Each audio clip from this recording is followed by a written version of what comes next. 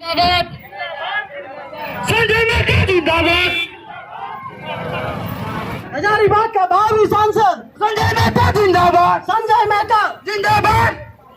अपने तमाम साथी केंद्रीय अध्यक्ष जयराम महतो जी को झारखंडी जोहार पेश करता हूं और अपने तमाम साथियों को झारखंडी जोहार पेश करता हूं। और आज ये कहना चाहता हूं आप सबसे साथियों कि आज हम लोग नगवा हवाई अड्डे के मैदान में हैं और देखिए किस राज्य के भीतर किस तरीके से ठगने की राजनीति चलती आ रही है। इस इलाके में एक बहुत बड़े शख्सियत हुए जो वित्त मंत्री बने, विदेश मंत्री बने और उनके पुत्र भी केंद्रीय वित्त राज्य मंत्री बने, उनके पुत्र केंद्रीय उड्डयन राज्य मंत्री बने।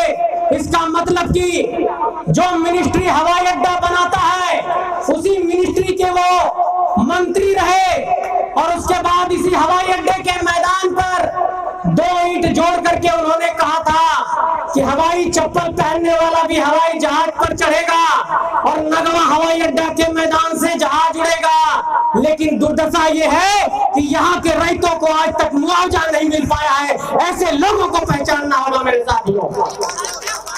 ये तो जमीन की बात हुई, लेकिन एक बात मैं कहना चाहता हूं कि झारखंड के भीतर चाहे वो जमीन की बात हो, चाहे वो नौकरी की बात हो, चाहे वो नेतृत्व की बात हो, चाहे वो पुनर्वास की बात हो, चाहे आपके मुआवजे की बात हो, हर पहलू पर आप ठगे गए हैं। और आपको इस बात की मैं गिनती गिना देना चाहता हूं कि सामने देखिए बड़का गांव है, वहां पर अडानी आया, एनटीपीसी आया, तमाम लोग विस्थापित हुए और आज वहां पर लगातार सड़क की दुर्घटनाएं होती है।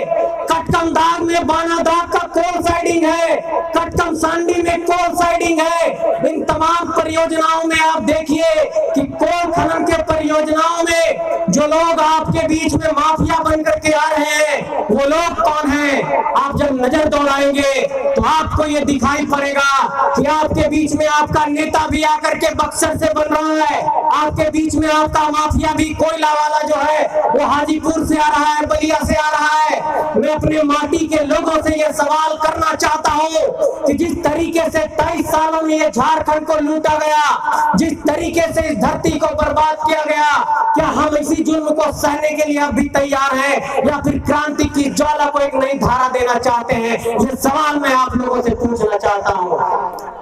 दूसरी बात मैं ये कहना चाहता हूँ कि झारखंड के भीतर जब भी हम लोगों ने इस बात पर गौर किया कि हमारी नौकरी पर किस तरीके से प्रहार किया गया है, तो हम लोगों ने देखा कि अभी जब पीजीटी की परीक्षा हुई तो उसमें धांधली कर दी गई।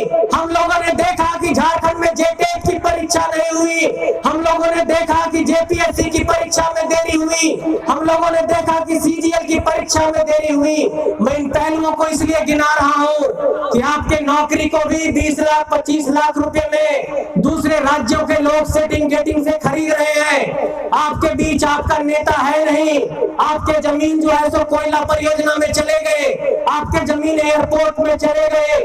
तो मैं ये सवाल पूछना चाहता हूँ उन पुरखों का जो बलिदान गया है इस धरती पर, उन पुरखों के पीठ पर जो लाठियां पड़ी है इस झारखंड को अलग कराने के लिए, क्या इसी दिन के लिए झारखंड को अलग कराया गया था? इसलिए मैं ये कहना चाहता हूँ कि पहली लड़ाई इस बात को लेकर के है कि हम लोगों को अपने अंदर से नेता निकालना होगा, अपनी माटी से नेता निकालना होगा। और आज देखिए कि एक बहुत बड़े शख्सियत जिन्हें आज भारत रत्न मिल रहा है, जननायक कर्पूरी ठाकुर जी की जयंती है, वो सामाजिक न्याय के पुरोधा थे। उन्होंने कहा था कि सबको अवसर की समानता मिलनी चाहिए, सबको एक बराबर हक और अधिकार मिलना चाहिए। क्या झारखंडियों के साथ ऐसा हो रहा है? हमारी जमीन ली जाती है, हमें मुआवजा नहीं दिया जाता है। हमारे लोग जब आते हैं नेतृत्व करने के लिए तो उनका माखौल उड़ाया जाता है या फिर उन्हें केस मुकदमे की राजनीति से हाशिए पर धकेल दिया जाता है। इसलिए हजारीबाग की धरती से आज ये ऐलान करना चाहता हूँ कि झारखंड के नौजवानों ने ये जो नई क्रांति की ज्वाला जलाई है, इस क्रांति की ज्वाला को आप लोगों को गांव गांव तक लेकर के जाना होगा और घर घर तक लेकर के जाना होगा और तमाम तमाम मंचों से मैंने ये जाकर के ऐलान किया और इस मंच से भी एक बात का ऐलान कर रहा हूँ। और मैंने एक बात कहा था बार बार कि एक ही संदेश बार बार दूंगा और वही संदेश फिर से दोहरा रहा हूँ कि आपके बीच नजर दौड़ाइए कि हजारीबाग के सांसद बक्सर से आकर के बने हैं, पलामू के सांसद बक्सर से आकर के बने हैं, रांची के सांसद राजस्थान से आकर के बने हैं, धनबाद के सांसद बलिया से आकर के बने हैं, गोड्डा के सांसद भागलपुर से आकर के बने हैं और यहाँ पर पलामू के सांसद भी बक्सर से आकर के बने हैं। मैं ये सवाल पूछना चाहता हूँ कि क्या झारखंड की माटी बांझ हो गई है कि अपना नेता नहीं निकाल सकता है? आपको अपना नेता निकालना होगा अपनी धरती से, ये मैं कहना चाहता हूँ मेरे साथियों। और लोग ये सवाल करते हैं कि कहां से नेतृत्वकर्ता निकालोगे? हम लोगों ने उन लोगों को बार बार जवाब दिया कि इसी धरती पर अकलूराम महतो पैदा हुए, इसी धरती पर निर्मल महतो पैदा हुए, इसी धरती पर सिद्धू कानू पैदा हुए, इसी धरती पर नीलांबर पीतांबर पैदा हुए, इसी धरती पर शेख भिखारी पैदा हुए, इसी धरती पर नादिर अली पैदा हुए, इसी धरती पर जयमंगल पांडे पैदा हुए। तो इसी धरती पर 81 सांसद और 81 विधायक और 14 सांसद भी निकलेगा, इस बात का आपको भरोसा दिलाना चाहता हूँ।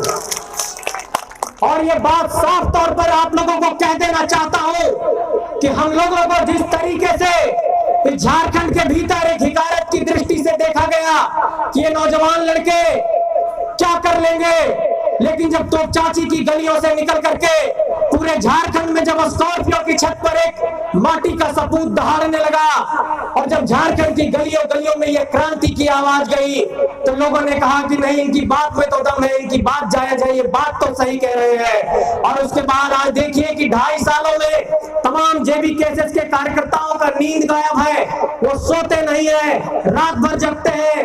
तमाम क्रांतिकारी साथी लगातार अलग अलग जगहों पर जाकर के झारखंड में क्रांति की ज्वाला को जला रहे हैं। लेकिन उन पुलिस महकमे से, षड्यंत्रकारियों से ये कहना चाहता हूं कि हम लोगों पर ये बार बार आरोप लगाया गया कि ये आंदोलन सिर्फ एक इलाके में है और एक जाति वर्ग तक सीमित है। हम लोगों ने ये चुनौती पेश किया कि इस आंदोलन को झारखंड के कोने कोने तक लेकर के जाएंगे। और आज की तारीख में आप देखिए कि झारखंड के जिस इलाके में भी सभा हुई वहां पर एक जनसैलाब उभर कर सामने आया है और लोगों ने ये आरोप हम लोगों पर लगाया था कि ये सिर्फ एक जातीय संगठन बन करके रह गया है। उन लोगों को ये कहना चाहता हूं कि आपके सामने दमयंती मुंडा है, आपके सामने फरजान खान है, आपके सामने रिजवान अंसारी है, आपके सामने दिनेश साहू है। तो ये संगठन सबको साथ लेकर के चलने वाला संगठन है, ये कोई जातीय संगठन नहीं है। इस बात का ऐलान करना चाहता हूं। और चाहे हमारे हसन भाई हो, चाहे रतन जी हो, चाहे विजय सिंह जी हो, चाहे मोती जी हो, चाहे मनोज जी हो, चाहे रविशंकर जी हो और चाहे तमाम हमारे साथी हो, इस बात का मैं ऐलान करना चाहता हूं कि ये संगठन सबको साथ लेकर के चल रहा है और झारखंड में तमाम फूल को एक माला में गोथने का काम कर रहा है। और इस माला को हम लोग झारखंड के भीतर एक नई सियासी पहचान देंगे।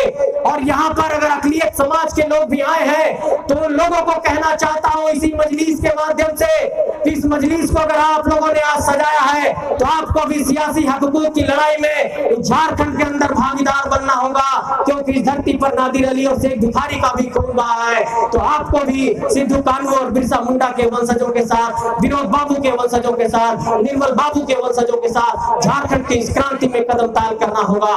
तो आइए हम सब मिलकर झारखंड की क्रांति को एक नया आयाम देते हैं और जो 4 बिंदु 5 बिंदु है उन सभी पहलुओं पर एक बार अंतिम में आप लोगों का नजर दौड़ा देते हैं कि ये लड़ाई किस बात को लेकर है। पहली लड़ाई इस बात को लेकर है कि झारखंड में स्थानीय नीति खतियान आधारित बने। दूसरी लड़ाई इस बात को लेकर के है कि झारखंड की नियोजन नीति में झारखंड के लोगों को प्राथमिकता मिले।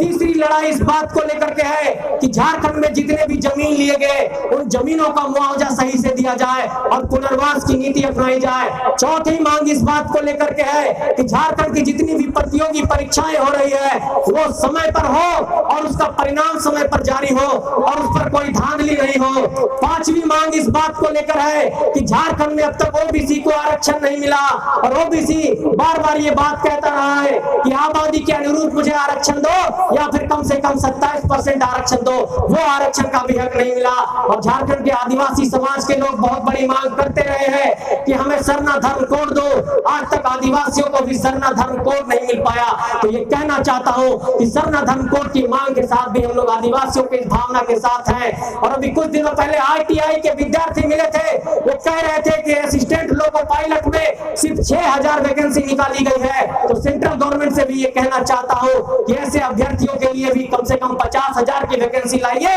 तब तो ये लोग लोको पायलट बन पाएंगे। और अंत में ये बात जोड़ना चाहता हूँ आप लोगों के साथ कि झारखंड के अंदर इन मुद्दों आधारित राजनीति नहीं होगी, अगर इन मुद्दों को लेकर सियासत नहीं होगी, इन मुद्दों को लेकर अगर मुखरता नहीं होगी, तो हम लोग ऐसे ही हाशिए पर धकेल दिए जाएंगे। और अंत में ये बात जोड़ देना चाहता हूँ कि इन सभी लड़ाई को मुकम्मल करने के लिए जो सबसे जरूरी चीज है वो चीज है कि अपनी माटी से अपना नेता पैदा करो, बोरो प्लेयर ला करके किसी को मत जिताओ। ये बात का ऐलान यहाँ से मंच के माध्यम से करना चाहते हैं और ये साफ तौर पर कहना चाहते हैं कि झारखंड की गलियों से जो ये आवाज एक निकला है, ये आवाज तमाम इलाकों तक जाएगा और झारखंड के कोने कोने में अलग जगाएगा और ये अलग झारखंड में क्रांति की ज्वाला के तौर पर सबके बीच पहुंचेगी। तो आज हमारे बीच एक बहुत बड़े शख्सियत इस बीच शामिल हो रहे हैं, मैं उनका भी स्वागत करता हूं कि जो स्वर्गीय अकलू राम महतो थे, पूर्व मंत्री, उनके बेटे राजेश महतो जी आज यहाँ पर शामिल हो रहे हैं। केंद्रीय अध्यक्ष जी उनको माला पहना करके आज उनका स्वागत करेंगे, तो मैं उनका इस मंच पर स्वागत करता हूँ, तमाम साथियों का स्वागत करता हूँ, सभी को आभार प्रकट करता हूँ। और हमारे बीच जितने भी लोग इस संगठन से जुड़ रहे हैं उन सबको साधुवाद देना चाहता हूँ। तो क्या इस लड़ाई में आप सब साथ देंगे? आप सबसे ये पूछना चाहता हूँ कि क्या अपनी माटी से अपना नेता पैदा करोगे या ऐसे ही बाहर के लोगों को पूछते रहोगे? ये सवाल आपके जेहन में देना चाहता हूँ। ये आज हमारे बीच शामिल हो रहे हैं और मैं चाहूंगा केंद्रीय अध्यक्ष जी से कि वो भी आ जाए, इन्हें दल में शामिल कराएं। आज राजेश महतो जी जो पूर्व मंत्री अकलू राम महतो जी के बेटे हैं, बोकारो से आते हैं, आज संगठन में शामिल हो रहे हैं, केंद्रीय अध्यक्ष जी को माला पहना रहे हैं। इनका बहुत बहुत स्वागत है इस परिवार में, JBKSS के इस परिवार में। और इस परिवार की एक सबसे बड़ी खासियत है कि इस परिवार के भीतर सब गांव घर के लोग हैं, खेत के लोग हैं, खलिहान के लोग हैं, खेती बाड़ी करने वाले लोग हैं, किसान मजदूर के बेटे हैं। तो साफ तौर पर यह संकेत है कि झारखंड में गांव-गांव के गलियारे से नेता निकल रहा है। और अब ये कभी मत कहना कि का बाबू नेता बने जाई, उसको साफ तौर पर कहिए कि हाँ नेता बनता हमार बेटा भतीजा, ओकरा बनावल भेजबो, अब रोकबो नहीं। ये बात कहिए, राजनीति कोई खराब चीज नहीं है। हम लोग भी पढ़ लिख करके सियासत में, इस राजनीति में आए हैं और हम लोग वास्तव में झारखंड के अंदर कुछ परिवर्तन करना चाहते हैं। तो आइए मिलकर के परिवर्तन करते हैं और राजेश जी का इस संगठन के अंदर स्वागत करते हैं। बहुत बहुत स्वागत, बहुत बहुत धन्यवाद। मैं राजेश जी से चाहूंगा कि तुरंत अपनी दो बात भी जनता के बीच आप रख ले।